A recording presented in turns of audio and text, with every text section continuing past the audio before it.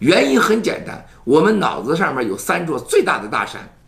共产党当时推翻国民党的时候，要推翻了中国什么头上的3座大山，什么封建，什么西方美帝国主义，还有这个寇在中头上的这个传统但是这都是胡扯的。中国真正的又顶了3座大山，一个就是共产主义共产主义。我不相信任何中国人走到世界上敢在这自豪的时候，我们享受我们的共产主义是没有理由的第二个，我们整个中国真正的国家那种贫富悬殊，我们整个人民被用商鞅五彻被弱化被贫化被洗脑甚至连走道都不会走，连穿衣都不会穿，连说话都不会说的这种傻民政策让我们每个中国人在西方都不会招人待见另外一座大山就是我们最可怕的，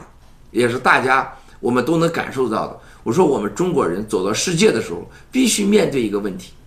西方人对中国人文化和中国人的认知，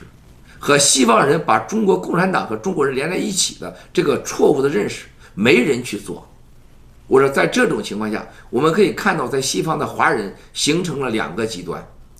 生活的好有能力的几乎不和华人来往更不愿意承认是华人，以至于到了世界各地，华人和外国人、白人、墨西哥人各种族裔的人谈笑风生，但一看到中国脸立马拉下来。为什么？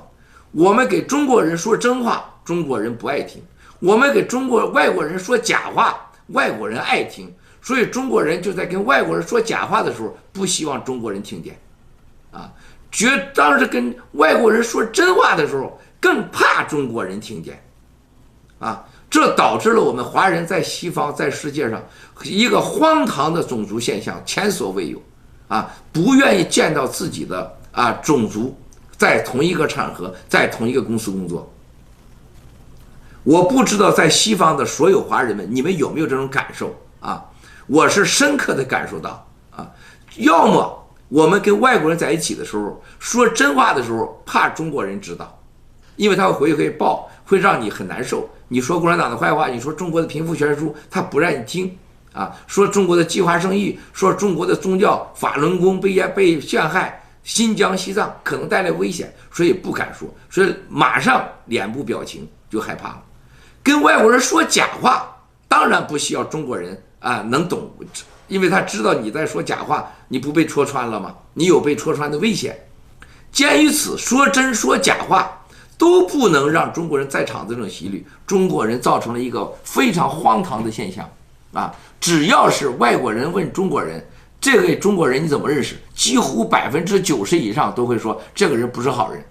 所以中国人形成了一个人类上最壮观的壮举，互伤、互殴、互辱、互诽谤、互相打击的这种惨烈现象，时时刻刻在发生。我曾经到哈佛去，我在那待了大概1星期，我接触了很多人，包括耶鲁学校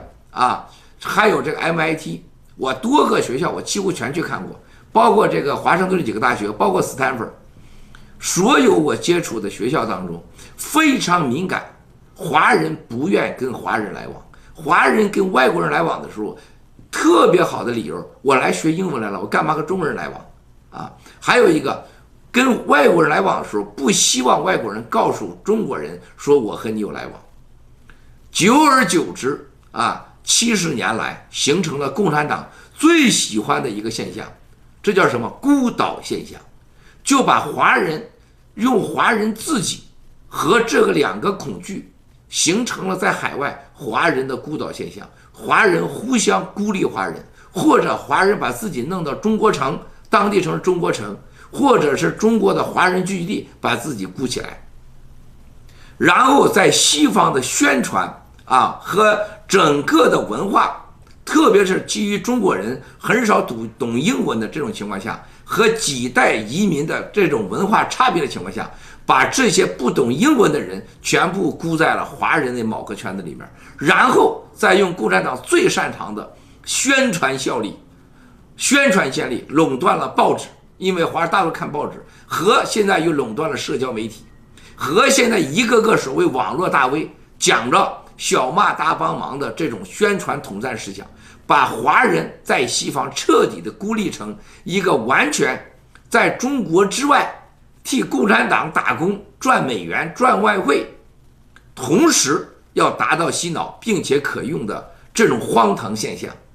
身体移民，心没有移民啊！身体移了民，给共产党还赚了外汇，脑子和身体和心都在服务于共产党，这是华人最大的悲剧，以至于导致我们的华人在海外的时候啊，我们看得到华人之间互相打击啊，互相攻击啊，互相看不起，最后得利者就是共产党。这就是形成了今天我们看一看社交媒体上和西方媒体上有几个敢说共产党不是的，有几个敢说共产党真话的。如果你爱国，你爱共产党，你也最起码的你应该接受大家去说共产党和这个国家的真相，例如新疆问题，例如香港问题，例如现在中国的医疗整个的贪污腐败，例如中国的盗国贼的家族和海航这样的问题，这个你都不能接受，你已经不是移民在海外，心在中共了，你已经成了真正的行尸走肉，吃了共产党的人食丸的奴隶、奴才、帮凶。这就是为什么我给西方人说，当我们不能改变共产党这个在国际上大外宣和造成的华人孤岛现象的时候，华人将成为西方可能是最危险也是最可怜的一个社群。最危险就像中共领导人走到西方来，红旗飘飘，有梁冠军啊、周琦啊、郑琦这样的人啊，孟维参啊、胡平啊、和平这人在背后操作啊，红旗飘飘欢迎共产党，同时要促进啊这个在当地的华人去仇恨美国、伤害美国啊，造成一种假现象。你看我们多强大，我们多合作，多么的团结，一起灭美吧，一起反美吧啊！更重要的事情啊，由于这些现象，还要导致一个华人与台湾的同胞、与香港的同胞之间更多的仇恨啊！在海外的华人就把台湾人、香港人、大陆人彻底分裂开来。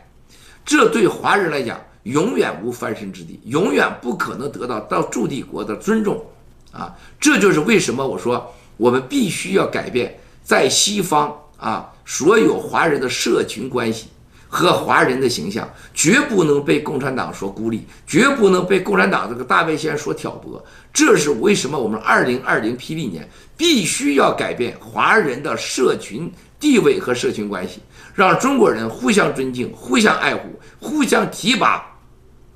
特别是要互相真诚啊，更要互相尊重，但绝不包括像艾薇薇啊要操中国人的妈的这种人代表华人，这是不可以的。抱歉，我到时间了。所以说，亲爱的兄弟姐妹们，我们的2020霹雳年啊，一定以维护中国人的形象、海外华人的形象，让海外的华人看清中共的本质，让我们和驻地国和各种族群关系处理得更加的融洽，并且让我们所有出了国的孩子都能得到人家的尊重和信任，并能寻找到在西方最佳的工作和生存的机会，那才真正的是爱我们的民族，爱真正的我们的国家，一个没有共产党的国家。我们这个霹雳年这个暴骗年不能搞成这个霹雳舞了，不能搞成笑话啊。有时候咱们在不同的情况下，给不同的受众来传达信息，我们需要不同的方式，但是最终要回到严肃啊、认真、微真不破的这个界面上来。